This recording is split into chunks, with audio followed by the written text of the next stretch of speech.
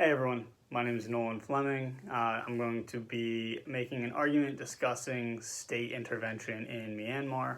As I'm doing that, please disregard the obvious playroom set up in the background. Right now is bedtime for my son, and this happens to be the only place around where it's actually reasonable to record a video.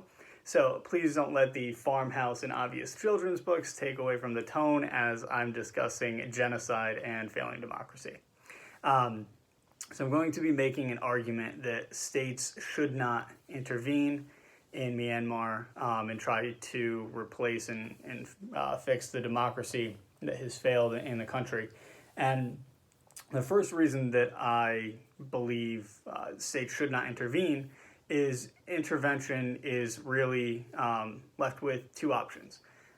States can together formulate sanctions to be placed on Myanmar, or if you're not going to utilize sanctions, the only other reasonable way to intervene is by force and trying to rebuild the democracy that way.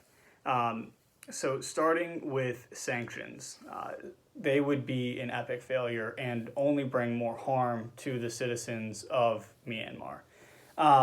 Military leaders in Myanmar have actually already been under sanctions since 2018. And adding more sanctions to what the country is already experiencing with their genocide and violence and protests would only make things worse for the citizens of Myanmar themselves and really escalate the issue, and you would have to wonder if that would really be worth it. The whole point of going into Myanmar and intervening in the first place would be as a way to combat the human rights issues and the broken international laws. And if your conduct and method of fixing those things does more damage to the citizens, then are you really benefiting that country? The entire concept behind sanctions in a very watered down and simplified tone is that you restrict trade in a certain country, which creates somewhat of a public outcry as businesses are unable to do the work that they need to do, and creates public urgency and a public voice, and that voice and outcry from the public can then sway the government to make the changes that you want the government to make, which is why you impose the sanction. And in this particular case, the military and the citizens are already at odds, and the military isn't going to care about the citizens crying for help and wanting them to change in order to relieve the sanctions. So it wouldn't be an effective way to create change. The second is actually using force and going into Myanmar and trying to rebuild the democracy that way. And the first reason that is not going to be a good plan for states to try to accomplish is you would have to deal with China and Russia, assuming, of course, that China and Russia are not the states who are trying to forcefully intervene in Myanmar.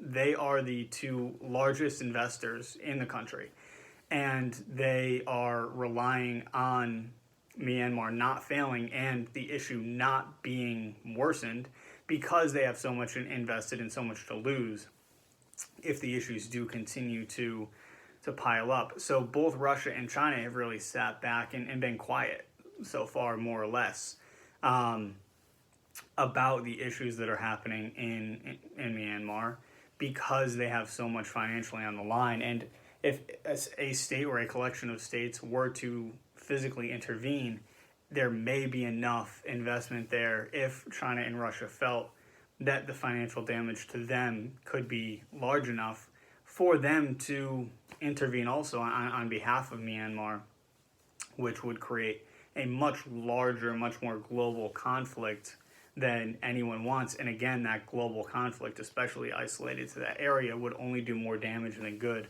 for the citizens of this country that's already struggling. And the last piece of why it's not a good idea for states to intervene is if states do intervene and they're successful, whether it's by force or it's by sanctions, the question has to be then what? Because in order for change to actually occur, democracy needs to be rebuilt in a country where it's already been failing. The democracy experiment had already been tried and was only partially accomplished because the military, held so much of their power, which is why they've been able to do what they're currently doing.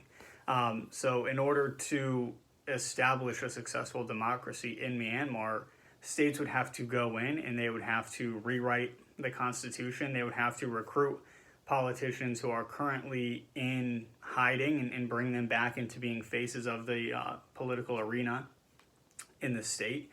They'd have to strip the military of the power that they have and find a way to keep them held down in the future so they don't rise back up again.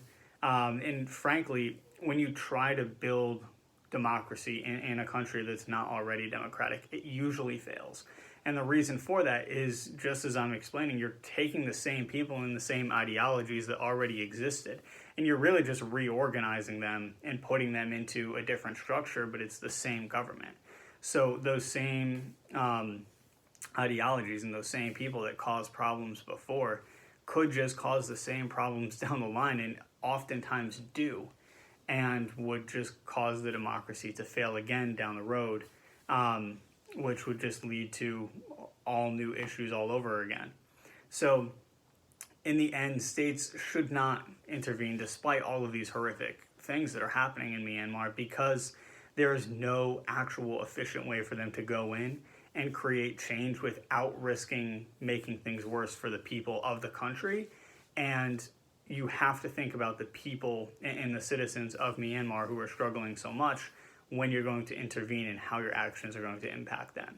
Because there doesn't seem to be a clean path for intervention where those citizens' lives are made better, then states should not be intervening.